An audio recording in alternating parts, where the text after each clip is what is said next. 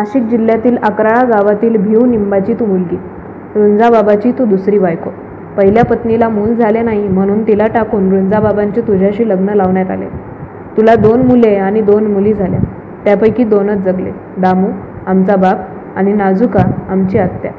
1916-17च्या सुमारास महाराष्ट्रात जी प्लेगची साथ आली होती त्यात रुंजाबाबा गेले. नवऱ्याचा आधार नाही, जमीन असून नसल्यासारखी. पण आजी, तू आपल्या 2 लहान मुलांना सांभाळत जिद्दीने उभी राहिलीस. मोलमजुरी करून तू त्यांची उपासमार टाळू शकलीस. त्यावेळी दामू असावा 8-10 वर्षांचा तर नाजुका असावी 3-4 वर्षांची. दामूचा चुलत भाऊ माधव वयात आलेला होता. त्याचे आई बाबा दोघेही प्लेगमध्ये दगावले होते. त्यावरही तू मातृछात्र धरलेस. माधव हा तरणा-बांड गडी. तो कुस्तीगीर होता. त्याने ठेवलेल्या बाईवरून तंटा झाला, हाणामारी झाली. त्यात त्याने काही लोकांना जबर चोप दिला असावा. पोलीस केस झाली आणि माधव घाबरला. तुझ्या पुढाकाराने मग रातोरात महारवाड्यात बैठक झाली आणि सर्वानुमते माधवने जीव वाचवण्यासाठी गर्दी ठरवून जाण्यासाठी मुंबईला पळून जावे असे ठरले आणि माधव परागंदा झाला. माधव मुंबईला पळून गेला खरा, पण त्याचे तिथे काही जमेना.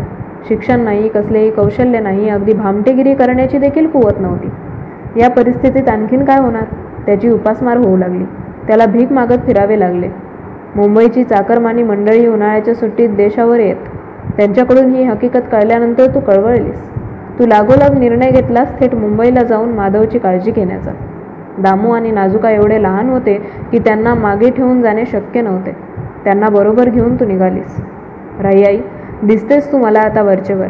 कंबर खोचून लहानग्या दामू आणि नाजुकाला हाताशी धरून निश्चयाने ओझर गावातून खेरवाडी स्टेशनकडे चालत चालत जाताना ऊन रणरणते. रस्त्यावरचे डांबळ वितळून अनवाणी निघालेल्या मुलांचे पाय पोळतायत.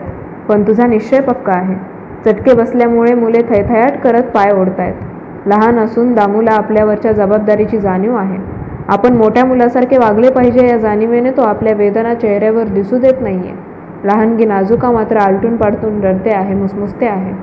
मध्येच तू एका कचऱ्याच्या ढिगाऱ्याजवळ थांबतेस. तू त्या उकिरड्यातून मळकट कपड्याचे तुकडे शोधून काढतेस. त्यांच्या चिंध्या करून दोन्ही मुलांच्या पायाला बांधतेस. तुझी आयडिया बघून दामू हसू लागलाय. नाजुका मात्र आपले हसू दिसले तर आपली नाखुशी उघडी पडेल म्हणून बेताने हसते आहे. बंडीच्या भायांना आपले फुरफुरणारे नाक पुसून पुढे चालली आहे. तू खेरवाडी स्टेशनवर आलीस आणि तुला गावची पवळाऊ भेटली. पवळाऊ आर्थिकदृष्ट्या सुस्थित आहे. ती रीतसर तिकीट काढून मुंबईला निघालेली आहे. तिला सोबत हवीच आहे. तिची सोबत करत बिनतिकीट प्रवास करून तू मुंबईला पोहोचली आहेस आपल्या चिल्लापिल्ल्यांसह. मुंबईला पोहोचल्यावर तू गोंधळून गेलीस खरी, पण लगेच स्वतःला सावरलेस. याला त्याला सांगून तू माधवचा शोध घेतलास. शेवटी एकदाचा माधवचा ठावठिकाणा गवसला, पण मधल्या काळात मुंबईवासी ग्रामबंधूंनी त्याच्या मनात भरवून दिले होते की त्याला स्वतःबरोबर इतर या तिघांनाही पोसावे लागेल. त्याने त्याचा धसका घेतला आणि तो स्वतः ओझरला निघून गेला. आजही आम्हा भावंडांना नेहमी प्रश्न पडतो, कशाच्या जोरावर तू मुंबईला जाण्याचा निर्णय घेतला होतास? तुझ्याकडे शिक्षण नव्हते, कुठलेही कौशल्य नव्हते. माधवसारखा तरुण गडी हेलपाटला.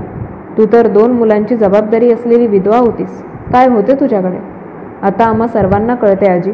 तुझ्याकडे नेटिव्ह इंटेलिजन्स होता, चातुर्य होते आणि सर्वात महत्त्वाचे म्हणजे विजिगिषा होती. माधव ओझरला निघून गेल्यानंतर तू मुलांसह मुंबईतच का राहिलीस? तू मुंबईत राहिलीस कारण तुला पॉसिबिलिटीज दिसू लागल्या होत्या. नव्हे त्या तू पाहू शकत होतीस. एवी तेवी गावात जमीन जुमला नावाला होता आणि घर म्हणून एक पडके खोपटे होते. आयुष्यभर तुझा ओढा गावाकडे राहिला असला तरी कुटुंबाच्या प्रगतीच्या संधी तुला आकलन झाल्या होत्या. नंतरच्या काळात तुला अंधत्व आले तरी तुझ्याकडे दूरदृष्टी मात्र कायम होती. तुझ्या नंतरच्या पिढीने आमचा बाप आणि बाई यांनी ज्या तडफेने आपल्या कुटुंबाची उभारणी केली त्या जिद्दीचा मूलस्रोत असलेली तू त्यावेळी जिगर दाखवली होती. तुला आजी न म्हणता आई का म्हणायचे हे आत्ता कळते. आई,